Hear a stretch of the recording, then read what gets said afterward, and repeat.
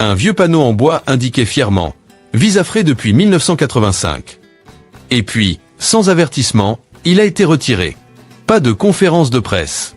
Pas d'annonce officielle. Juste une nouvelle procédure numérique, des frais inattendus, et un pays de plus à rayer de la liste des destinations simples pour les Américains. Ce n'est pas un scénario imaginaire. C'est la réalité, et elle se déroule en ce moment même. En 2025, c'est le Brésil qui a ouvert le bal. Le Royaume-Uni a suivi avec son propre système d'autorisation électronique. Et l'Europe, elle, se prépare à lancer le sien d'ici 2026. Discrètement, lentement, ce qu'on appelait l'âge d'or du passeport américain est en train de s'éteindre. Alors, quels pays ont déjà fermé leurs portes ou durci les règles? Et surtout, qui sera le prochain? Restez avec nous, car cette liste pourrait bien bouleverser vos futurs projets de voyage, voire les rendre tout simplement impossibles. Numéro 13, le Brésil. Autrefois, c'était l'une des destinations ensoleillées les plus accessibles pour les voyageurs américains. Plage, samba, caipirinha, et surtout, pas besoin de visa. Mais ça, c'est terminé. Depuis 2025, le Brésil a officiellement rétabli l'obligation de visa pour les citoyens des États-Unis, mettant un terme à une politique souple qui durait depuis plusieurs années. Pourquoi ce revirement? Le Brésil invoque un principe simple, la réciprocité diplomatique. Si les Brésiliens ont besoin d'un visa pour entrer aux États-Unis, alors les Américains auront désormais à faire la même chose pour entrer au Brésil. Ce n'est pas qu'un simple symbole, c'est concret. Formulaire numérique, frais de traitement, délai d'attente. Ce qui pouvait autrefois ressembler à une escapade improvisée devient aujourd'hui un voyage qui se prépare à l'avance, avec paperasse à la clé. Mais ce n'est pas un cas isolé. D'autres pays mettent déjà en place des systèmes similaires. Le Royaume-Uni, par exemple, impose déjà son autorisation de voyage électronique, et l'Union européenne prépare l'arrivée de l'ETIA en 2026. En somme, le choix du Brésil pourrait n'être qu'un premier domino tombé dans un alignement plus vaste. Alors, doit-on y voir la fin de la facilité de voyager pour les Américains, ou simplement le début d'un rééquilibrage global? Numéro 12, le Royaume-Uni. Imaginez, vous atterrissez à Heathrow, passeport en main, prêt à commencer votre séjour. Et là, surprise, vous recevez une alerte. Autorisation de voyage requise. Attendez, depuis quand? Discrètement, le Royaume-Uni a lancé son système État Electronic Travel Authorization en 2024. Et à partir de 2025, il est devenu obligatoire pour tous les voyageurs américains. Ce n'est pas vraiment un visa, mais ce n'est pas non plus une simple formalité. Avant de poser un pied à Londres, à Édimbourg, à Cardiff ou à Belfast, il faut désormais faire une demande en ligne, payer des frais et obtenir une autorisation d'entrée. Pourquoi ce changement? Cela fait partie d'un mouvement global de renforcement des contrôles frontaliers, même entre pays historiquement alliés. Alors que l'UE n'a pas encore lancé son propre système, le Royaume-Uni a choisi d'aller plus vite, de son côté. Et ce n'est que le début. D'autres pays observent, attendent, prêts à emboîter le pas. L'époque où un simple passeport américain suffisait semble s'éloigner. La question, maintenant, c'est combien de pays vont, eux aussi, refermer la porte sans bruit. Numéro 11, l'espace Schengen. Voyager de la France à l'Italie en passant par l'Espagne, sans tampon de passeport, sans visa, avec une simple valise et un sourire. C'était, pour bien des Américains, le dernier vrai souffle de liberté. Mais cette époque touche à sa fin. En 2026, l'Union européenne va lancer officiellement l'ETIA, le système européen d'information et d'autorisation de voyage. Ce ne sera pas un visa à proprement parler, mais ce sera bel et bien une fin à l'accès libre tel qu'on le connaissait. Les citoyens américains devront désormais remplir une demande en ligne, s'acquitter de frais, et recevoir une autorisation avant même de pouvoir entrer dans l'un des 27 pays de l'espace Schengen, de la Grèce à la Suède. Pourquoi ce changement? Pour des raisons de sécurité, de contrôle migratoire, mais aussi encore une fois de réciprocité. C'est aussi, peut-être, une manière silencieuse de réajuster les équilibres mondiaux en matière de mobilité. Alors, faut-il y voir une simple formalité ou le signal d'un futur beaucoup plus restrictif pour les voyageurs américains? Car une fois ce système en place, le fameux passeport, le plus puissant du monde, risque soudain de peser beaucoup plus lourd dans les bagages. Numéro 10, l'Australie. À l'arrivée à Sydney, si vous n'avez pas obtenu votre autorisation de voyage électronique à l'avance, inutile d'espérer passer la douane. Vous ne serez pas juste retardé, vous serez refoulé. L'Australie, qui fait souvent rêver avec ses paysages et son ambiance détendue, n'en est pas moins très stricte sur les conditions d'entrée. Contrairement à un visa classique, l'État australienne s'obtient en ligne, mais elle doit être validée avant le départ, même pour une simple visite de quelques jours. Et attention, cette autorisation n'est pas toujours automatiquement accordée. Une erreur, une alerte dans le système, un bug, Et vous voilà cloué au sol avant même d'avoir bouclé votre valise. Ce système existe depuis plusieurs années, mais depuis 2025, il est appliqué de manière bien plus rigoureuse, dans un contexte mondial de tensions croissantes et de contrôles renforcés aux frontières. Alors, faut-il voir cela comme une exception, ou comme un avant-goût de ce que deviendra bientôt tout voyage international? Car même des pays réputés amis imposent désormais leurs règles et pour les Américains, les lignes rouges sont de plus en plus nombreuses. Numéro 9, Turquie. Envie de t'offrir un petit week-end à Istanbul sur un coup de tête? Bonne chance. Tu vas vite découvrir que ce qui devait être une escapade légère peut rapidement tourner au parcours du combattant administratif. Oui, la Turquie continue d'accueillir les touristes américains, mais désormais, c'est sous condition. Le visa est obligatoire. Et oublie l'idée de l'obtenir à ton arrivée à l'aéroport, cette option n'existe plus. Ce que beaucoup ignorent, c'est que la Turquie a mis fin à l'entrée sans visa pour les Américains depuis déjà plusieurs années. Mais en 2025, les règles se sont encore durcies, contrôle plus strict, processus plus rigoureux et conséquences plus sévères. Une simple erreur dans ta demande de visa, et tu restes cloué au sol. Et ne crois pas qu'il s'agit juste d'un formulaire à remplir en ligne. Le système turc s'inscrit dans une tendance mondiale de plus en plus marquée, celle du contrôle à distance, bien avant le départ. Un peu comme ce que le Royaume-Uni fait avec son État, ou ce que l'Union européenne prévoit avec l'ETIA. Pourquoi tous ces changements? Sécurité, diplomatie, volonté de reprendre la main sur les flux de voyageurs? Probablement un mélange de tout ça. Mais une chose est sûre, le temps où les Américains pouvaient voyager spontanément dans ces régions familières est révolu. Et ce qui est encore plus inquiétant, c'est que beaucoup de touristes ne découvrent qu'au dernier moment qu'un visa est requis, souvent trop tard. Alors avant de continuer, pense à t'abonner à cette chaîne. C'est comme ça qu'on peut continuer à te donner une vision claire et en avance sur ce qui se passe vraiment dans le monde du voyage.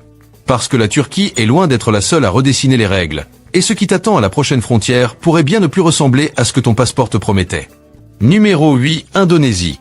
Tu planifies ce voyage de rêve à Bali? Sable blanc, rizière en terrasse, temple mystique au lever du soleil. Tout semble parfait. Jusqu'à ce qu'un agent de l'immigration t'interpelle à l'aéroport. Où est votre visa? Oui, l'Indonésie est toujours ouverte aux visiteurs américains. Mais les jours où tu pouvais simplement débarquer sans préparation sont derrière nous. Depuis 2025, il faut désormais obtenir un visa à l'arrivée et s'acquitter d'un droit d'entrée fixé à environ 30 $ américains, ou 500 000 roupies indonésiennes. Ça semble simple, non? Pas vraiment. Car il y a un piège. Ce paiement doit impérativement être fait de manière électronique. Aucune possibilité de régler en espèces. Et cette règle a déjà causé des soucis à de nombreux voyageurs américains, certains étant bloqués, d'autres obligés de modifier leur plan de vol à la dernière minute. Et ce n'est pas tout. Si tu veux rester plus de 30 jours, il faudra faire une demande de prolongation via les services d'immigration indonésiens, un système réputé pour sa complexité, ses délais imprévisibles et ses sanctions sévères en cas de dépassement. Pourquoi ce durcissement? L'Indonésie veut mieux contrôler ses frontières, augmenter ses recettes touristiques, et elle s'aligne sur une tendance globale de filtrage préalable des voyageurs. Ce n'est pas aussi structuré que l'ETIA européen prévu pour 2026, ni aussi abouti que le système État du Royaume-Uni, mais c'est clairement dans le même esprit, le numérique avant l'embarquement. Et voici ce qu'il faut retenir. L'Indonésie envisage d'aller encore plus loin, avec la mise en place d'un e-visa anticipé dès 2026. Alors, pose-toi la question, ton prochain voyage paradisiaque sera-t-il aussi libre et spontané que tu l'espérais? Parce qu'en Indonésie, le rêve commence désormais par une file d'attente, un paiement en ligne, et zéro droit à l'erreur. Numéro 7, Arabie Saoudite. Autrefois fermée et mystérieuse, l'Arabie Saoudite s'est métamorphosée en une nouvelle destination touristique. Mais attention, même si les portes sont grandes ouvertes, l'entrée est loin d'être libre. Le royaume multiplie les grands projets. Complexe de luxe sur la mer Rouge, ville futuriste sortie du désert, campagne mondiale pour attirer les voyageurs. Tout est fait pour séduire. Sauf qu'en coulisses, les conditions d'accès se sont durcies. Depuis 2025, les Américains doivent obligatoirement obtenir un e-visa avant de partir. Et ce n'est pas une formalité. Il faut faire sa demande en ligne, régler des frais, recevoir une approbation. Le processus inclut même des données biométriques et une vérification des antécédents, oui, même pour un simple séjour touristique.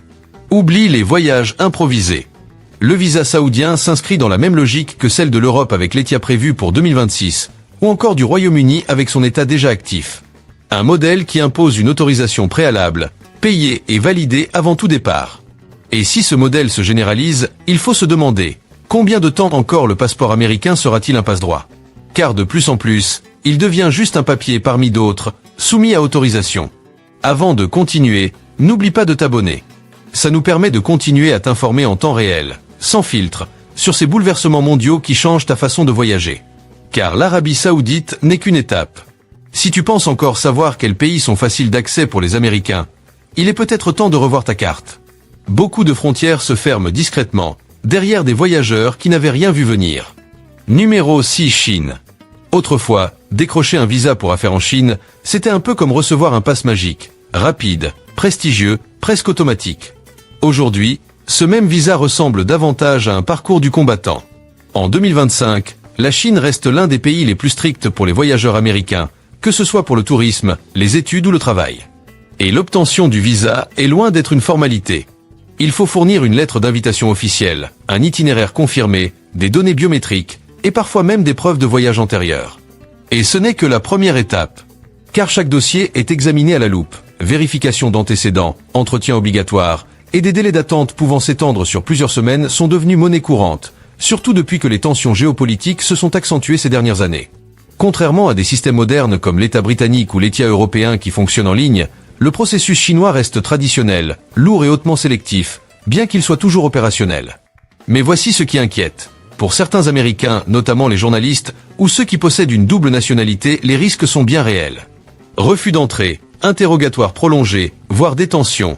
Même avec un visa valide, rien n'est garanti. Alors pose-toi cette question. Si la deuxième économie mondiale impose autant d'obstacles à l'entrée des citoyens américains, qu'est-ce que cela nous dit sur l'évolution des libertés de circulation à l'échelle mondiale ? Numéro 5. L'Inde. Imagine le lever du soleil. Une lumière dorée caresse les temples, les rues s'animent, les klaxons résonnent, la vie déborde de partout.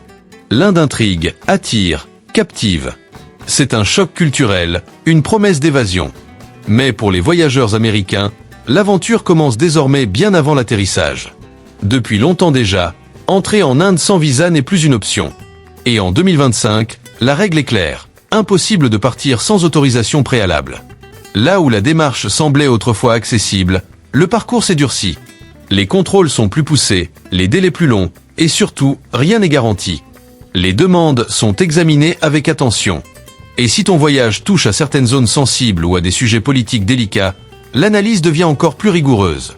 Ce n'est pas aussi fermé que le système chinois, ni aussi automatisé que les plateformes mises en place par le Royaume-Uni ou l'Union européenne à l'horizon 2026.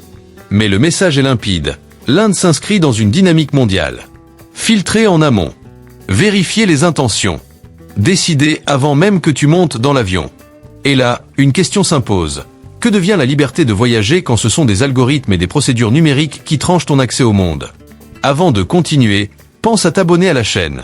C'est grâce à toi qu'on peut continuer à décrypter ce que les gros titres ne prennent pas le temps d'expliquer. Et crois-moi, la suite demande encore plus d'attention. Numéro 4. La Namibie. Tu viens d'arriver à Windhoek. Devant toi, des étendues infinies, des dunes rougeoyantes, des villes fantômes avalées par le sable, et une faune sauvage qui règne sans partage. Un décor à couper le souffle. Mais dès l'aéroport, la réalité te rattrape. Sans visa, pas d'entrée. En 2025, la Namibie a mis fin à l'exemption de visa pour les citoyens américains. Même pour un court séjour touristique, l'autorisation est désormais obligatoire. Pas de visa électronique. Pas de formulaire de dernière minute. Et surtout, aucune possibilité de régulariser sur place.